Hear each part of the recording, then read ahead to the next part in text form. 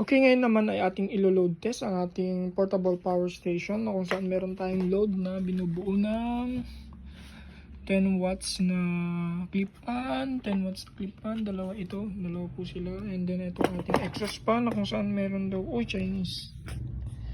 Siya ay binubuo ng siguro 20 watts. May 20 dito, siguro 20 watts. Kaya ang ating Tix na air cooler na binubuo siya ng 65 watts. Ang lahat pong ito ay mga 220 volts na AC na mga load. At ito po ay ating papaganahin gamit lamang ating power station. Okay, lights, camera, action. Okay, sabay-sabay na po natin pinagana ang ating mga load. Makikita nyo naman, ito po ay ating Tix. I-open po natin.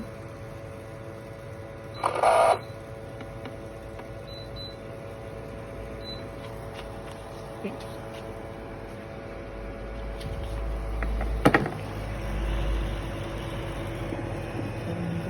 Ito po ay isang exhaust fan. Ito ay pabuga naman. Okay.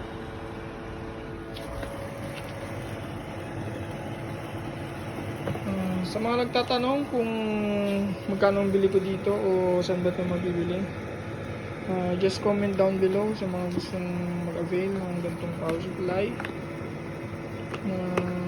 Ito po ay maaari nyo rin parang investment para sa inyo dahil ito naman po ay battery na pwedeng ma-charge yan or pwedeng i-charge gamit ang AC or yung kuryente nyo sa bahay gamit ang 12 volts charger.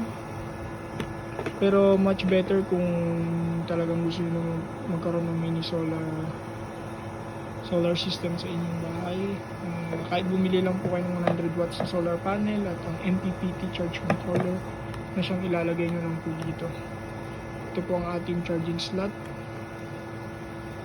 Dito po tayo pwede mag-charge at pwede rin po naman po tayo dito kumuha ng 12 volts na output kung meron po tayo mga 12 volts DC na appliances. At meron din po tayo ditong USB slots.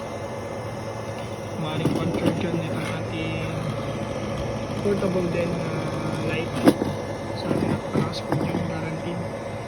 At sa mga gusto po magkaroon ng parang fast charger dito, humanap lang po kayo sa online ng mga adapter na maaaring ilagay dito, maaaring may mga type C para po fast charging. Kasi portable naman po siya. It's weigh only, na-estimate parang mga 3 to 4 kilos lang po ang kanyang bigat. Hindi siya ganun kabigat kahit siguro mga 6 years old na bata kayong buhatin ito.